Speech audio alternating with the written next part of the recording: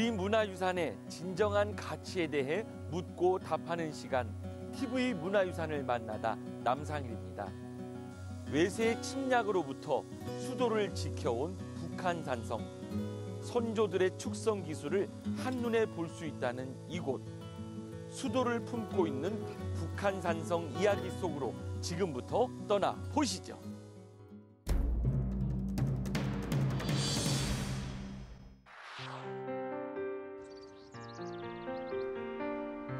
한 폭의 산수화처럼 뛰어난 절경으로 우리 곁에 깊게 뿌리내린 북한산. 이곳에 조선의 심장부 한양을 지켰던 북한산성이 자리 잡고 있습니다.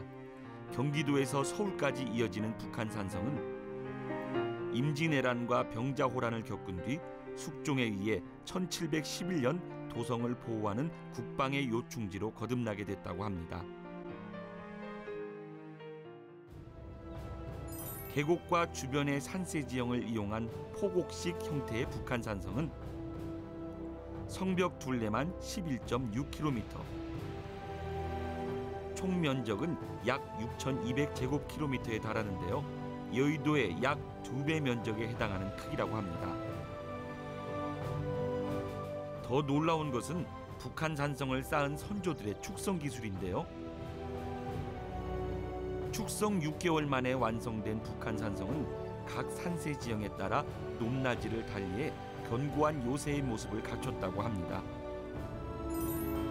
나라의 중심을 지키던 북한산성, 지금은 지붕 없는 박물관으로 불리며 새로운 역사를 써내려가고 있다고 합니다. 오늘은 아이들과 함께하는 특별한 체험 교실이 있다고 하네요.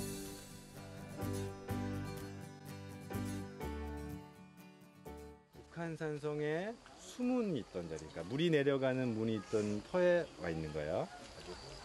성벽의 두께는 여기서부터 저기 안쪽 끝까지 한 5m 정도 됩니다. 맨 먼저 캔 다음에 물건이 나온 건 뭐예요? 성벽을 발굴하다가 맨 먼저 발견된 것은 조그만 화살촉이었어요. 전쟁에 사용되는 화살촉을 제일 먼저 발견했어요.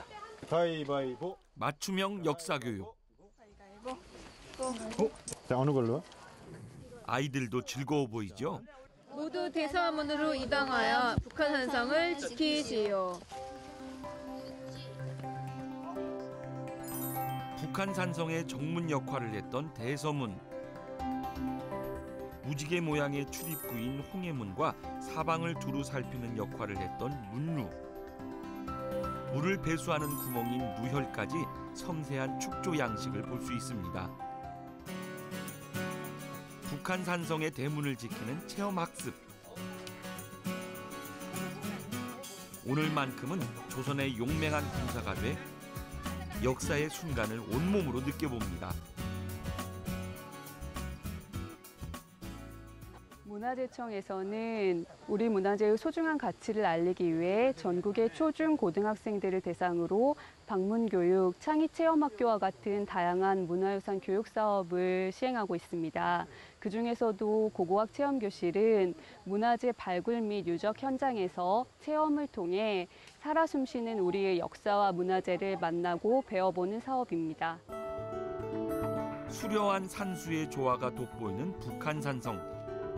숙종의 부국강병 염원이 담긴 길을 박현욱 학예연구사와 함께 걸어보기로 했습니다. 봉우리 사이 협곡에 지어진 중성문은 특별히 숙종의 명으로 만든 곳이라네요. 북한산성은 서쪽이 낮으니 서쪽에는 중성을 축조하는 것이 좋을 것 같다라는 의견을 내어서 숙종님이 다녀가신 다음 해부터 만들어지기 시작해서 2년 동안 만들어진 중성문입니다. 적의 공격을 이중으로 방어하기 위해 만든 차단성이었던 중성문. 중성문 내부에는 행궁과 중흥사지 등 주요 시설이 집중돼 있는데요. 중성문은 적의 침입을 막는 데 중요한 역할을 했다고 합니다. 중성문 옆 조그마한 길을 따라가면 그 당시 북한산성 내에서 생활했던 선조들의 삶을 엿볼 수 있다는데요. 중성문에 달려있는 작은 앞문입니다. 또 시구문으로 불리기도 하고요. 중성 안쪽에 사는 사람들의 시신이 나오는 문이기도 합니다. 지형이 험하고 눈에 띄지 않는 곳에 만든 비밀의 문. 비상시 무기나 식량을 반입하던 곳으로 북한 산성 내에 총 8개가 존재한다고 합니다. 이번에는 북한 산성의 지형을 가장 잘 이용했던 수문의 흔적을 찾아가 봤습니다. 계곡부에 설치한 수문은 자연 안반을 수작업으로 다듬어 만들었다는데요. 기존 돌에 그랭이질이라 그래서 미리 돌이 앉을 곳을 잘 다듬어서요.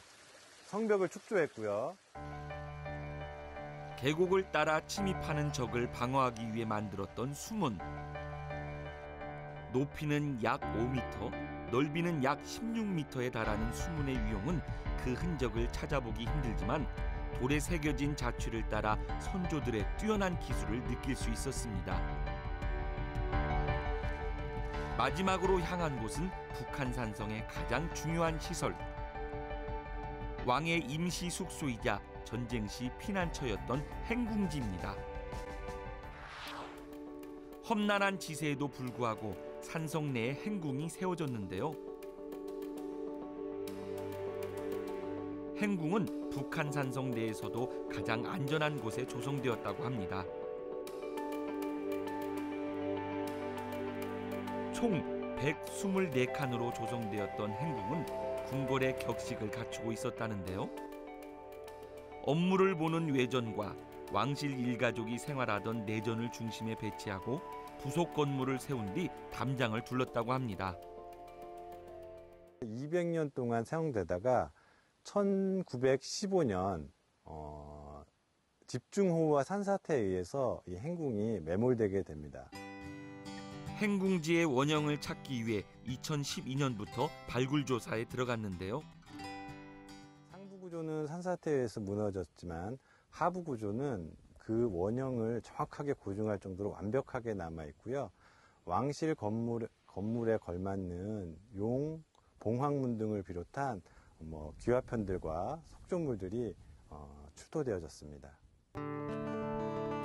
행궁지 대부분을 감싸고 있는 파란 덮개, 뭔가 이유가 있을 것 같은데요.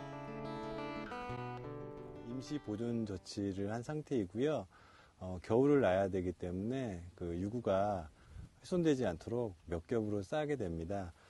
방수포, 그다음에 그물망, 그다음 보온 덮개, 그다음 비닐 등을 이용해서 여러 겹 보호 조치를 해놓은 상태입니다.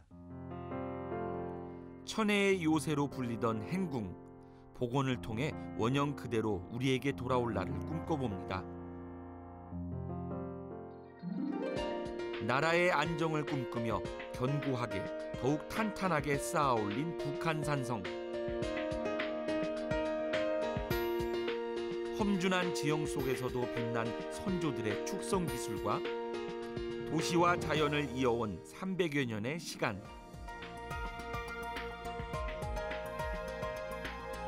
북한 산성은 이제 수도만이 아닌 우리 역사의 한 편을 지키는 상징으로 늘 함께할 것입니다.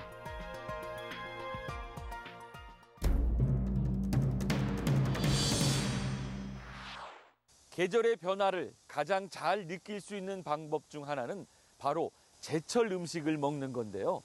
오늘은 이 가을의 정취와 딱 어울리는 아주 향기로운 음식을 소개해 보려고 합니다. 지금부터 맛보러 떠나보시죠. 전통 한국 음식의 진수를 보여주는 한국의 집. 과연 오늘의 요리는 무엇일까요? 안녕하세요. 소리꾼 서진실입니다. 우리 입맛에 가장 잘 맞는 전통 요리를 배우기 위해 이곳 한국의 집에 찾아왔는데요. 오늘은 어떤 음식을 맛보게 될지 무척 기대가 됩니다. 전통 요리의 대가 김도섭 조리장님 만나볼까요? 조리장님, 안녕하세요. 안녕하세요.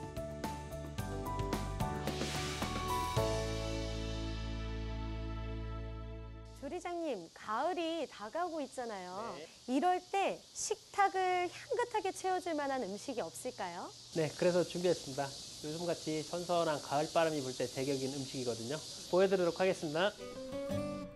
가을이 주는 선물 송이버섯이 돌아왔다. 향으로 한 번, 맛으로 두 번 즐긴다는 송이찜을 소개합니다. 오늘 소개해드릴 요리는 가을이 제철인 송이찜인데요. 송이는 위와 장의 기능을 도와주고 손발이 저린 분들에게 좋은 식재료라고 합니다. 동의보감에서는 송이를 나무에서 나는 버섯 중에 으뜸이라고 표현할 만큼 좋은 약선 식재료입니다. 아, 어쩐지 음식을 공개하자마자 송이의 향이 딱 올라왔는데요. 그럼 빨리 음식 배워보도록 하겠습니다. 송이버섯과 고기를 한 입에 먹는 즐거움의 정점을 찍을 오늘의 재료들. 송이버섯은 식감을 위해 크게 잘라주고 쇠고기와 돼지고기는 다진 뒤 밑간을 해줍니다. 고기 소는 손가락 모양으로 작게 빚어주세요. 밀가루를 얇게 뿌린 송이버섯에 고기 소를 넣고 버섯을 다시 올려줍니다. 달걀옷까지 입은 버섯은 약한 불에 한번 구워주세요. 자작한 국물이 매력인 송이찜의 육수는 볶은 쇠고기에 찬물을 넣어 끓여주세요. 그리고 미리 준비한 송이버섯을 넣고 한 소끔 끓여줍니다. 네, 완성되었거든요. 자, 한번 드셔보시겠습니까? 아, 벌써부터 송이버섯의 향이 쭉 올라와요. 그럼 제가 한번 먹어보도록 하겠습니다. 쫄깃한 식감의 송이버섯과 고기의 감칠맛이 우러난 송이찜, 그 맛은?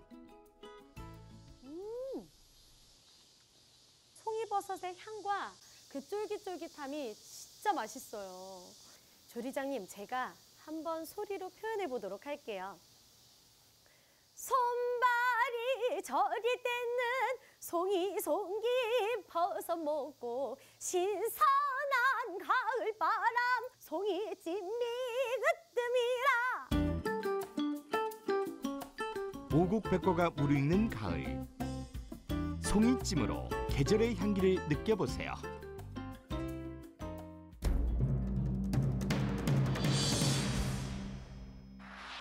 우리나라를 대표하는 전통공예 전신 2015 중요무형문화재 보유자 작품전 아름다운 삶 인간문화재 공예전이 가나 인사이드 아트센터에서 9월 18일 개최됩니다.